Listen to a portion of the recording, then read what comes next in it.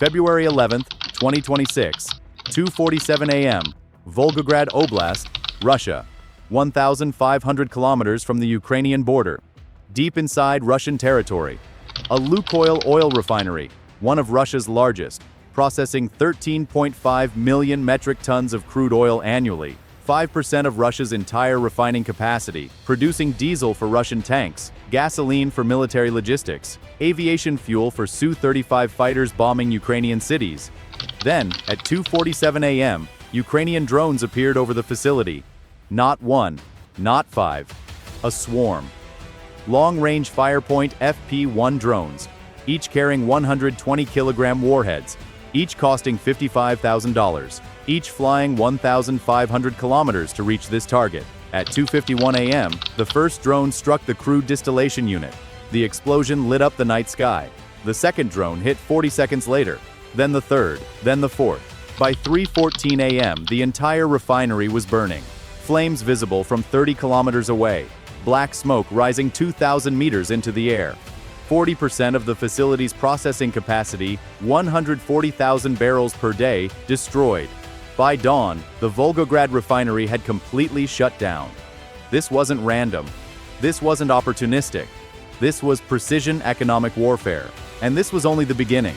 When Russia invaded Ukraine in February 2022, Vladimir Putin calculated that Russia's superior numbers, firepower, and resources would overwhelm Ukrainian defenses within 48 hours. Kiev would fall, Zelensky would flee or die, the war would end.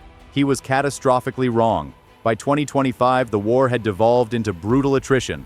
Russia controlled 19% of Ukrainian territory, but at a cost that was breaking Putin's war machine from within. Not through battlefield defeats, through something far more devastating. Ukraine had discovered Russia's critical vulnerability: oil.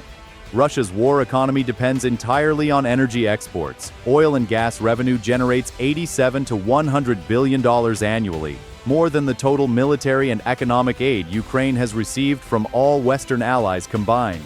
Every barrel of oil Russia refines funds Putin's invasion. Every ton of diesel powers Russian tanks advancing on Ukrainian cities. Every liter of aviation fuel enables airstrikes on civilian infrastructure. So in 2025, Ukraine made a strategic decision that would change the war forever. Stop fighting Russia's army. Start destroying Russia's economy. Target the refineries. Cripple the oil sector. Force Putin to choose.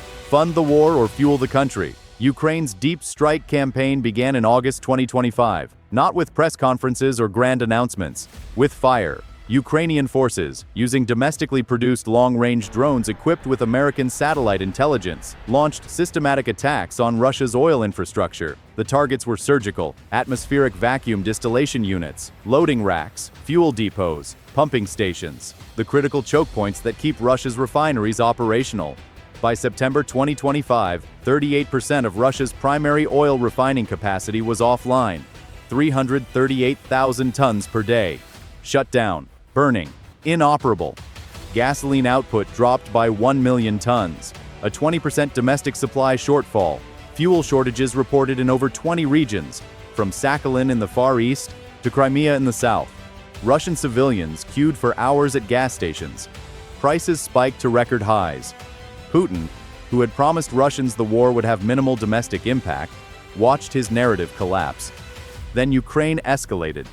The Volgograd refinery wasn't chosen randomly. It was strategically selected because it produces 6 million tons of diesel and 1.9 million tons of gasoline annually, fuel that directly supplies Russian military operations. The strike wasn't a lucky hit. It was the product of months of intelligence gathering, NATO satellite coordination, and precise targeting. Ukrainian drone operators, trained by the country's new unmanned systems forces, launched a coordinated assault using Firepoint FP-1 drones. These aren't improvised systems, they're mass-produced weapons designed specifically for deep strikes. Range, 1,500 kilometers. Payload, 120 kilograms.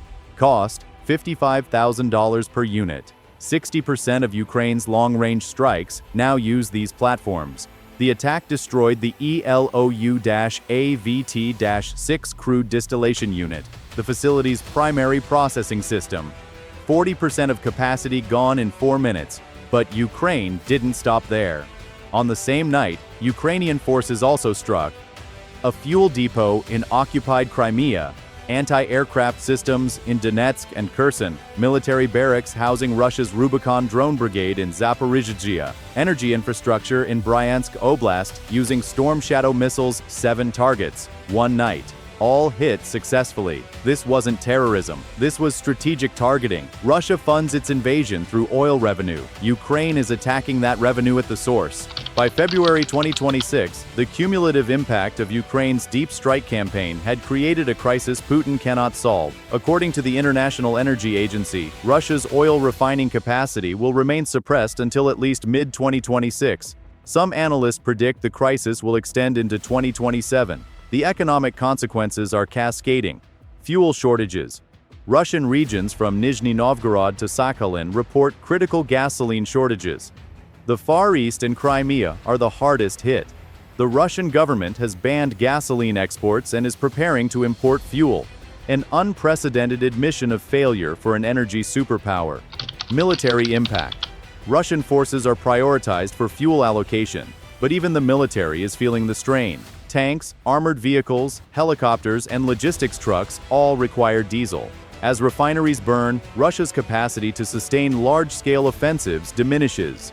Economic damage. Analysts estimate Ukrainian strikes on Russia's energy sector have caused at least $714 million in direct damage and billions more in lost revenue, disrupted exports, and domestic price inflation. Strategic pressure. Putin's 2026 budget was based on oil revenues. With refining capacity offline and Western sanctions tightening, Russia faces a projected $100 billion budget deficit. The Kremlin must choose: cut military spending or collapse the domestic economy. Putin is running out of money, and Ukraine is accelerating the timeline. For 2 years, the war in Ukraine has been fought primarily on the ground.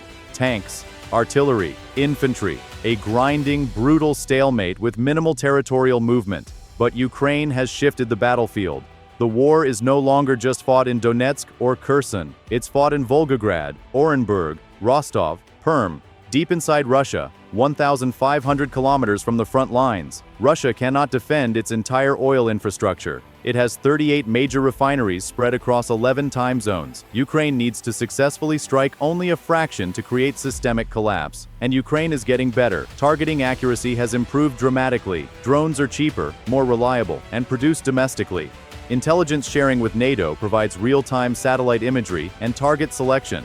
Russia, meanwhile, is running out of options. It cannot rebuild refineries faster than Ukraine can strike them. The Syzran refinery, for example, was hit on February 18, 2025. Repairs were nearly complete by March 4, when another drone hit the same facility. This pattern has repeated across Russia. Russia cannot intercept all Ukrainian drones. In December 2025 alone, Russia launched 5,649 drones at Ukraine. Ukraine intercepted 82.5%. But Ukraine only needs a 20% success rate on deep strikes to cripple refineries, and Russia cannot win a war of economic attrition against a Ukraine backed by the European Union, which just approved a $106 billion loan over 2 years, $53 billion annually. Putin's strategy relied on outlasting Ukraine. Overwhelming firepower, superior numbers, endless resources. But Ukraine doesn't need to match Russia's firepower. It needs to target Russia's weakness. And Russia's weakness is oil. Every refinery that burns costs Putin billions in revenue. Every fuel shortage undermines domestic support. Every strike demonstrates that Russia cannot protect its own territory. The war has fundamentally shifted. Ukraine is no longer just defending. It's attacking the economic engine that funds Russia's invasion. February 11, 2026. Volgograd Refinery, 140,000 barrels per day offline, 5% of Russia's capacity, gone. And Ukraine isn't stopping. Orenburg, Perm, Rostov, Bryansk, Kursk, Belgorod. One by one, Ukraine is dismantling Putin's war machine, not on the battlefield, but at the source. This is economic warfare. This is strategic brilliance. This is how a smaller nation defeats a superpower, not by matching its army, by strangling its economy. 1,500 kilometers, $55,000 per drone, 140,000 barrels per day, offline. This is the refinery war, and Ukraine is winning.